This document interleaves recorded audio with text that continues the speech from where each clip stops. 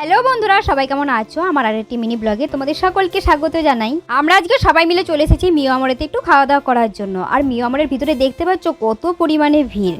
আর বিষ্ণুপুরে যে মিও আমরে হবে সেটা তো ভাবতেই পারিনি। এর আগে কলকাতায় দেখেছিলাম, সেটা এখন বিষ্ণুপুরেও হয়ে গেছে, সেটা কল্পনাই করতে পারিনি। যাই হোক, খুব ভালো হয়েছে।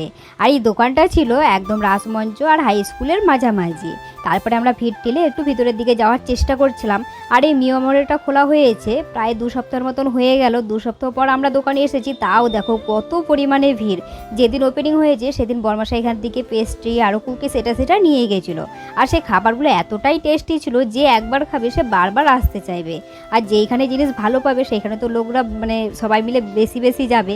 আর তার সাথে এইখানে যে খাবারগুলো সেগুলোর কিন্তু দামও অনেকটাই কম।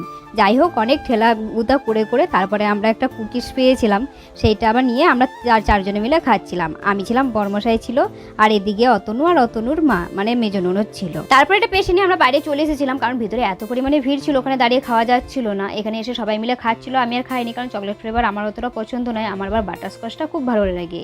যেদিনকে ওপেনিং হয়েছিল সেদিনকে আবার বড়মশাই একটা বাটারস্কচের পেস্ট্রি নিয়ে গিয়েছিল, সেটা এতটাই টেস্টি ছিল কি আর বলবো। আজকে এই মিনি ব্লগটা এই পর্যন্তই। দেখা হচ্ছে নেক্সট ব্লগে।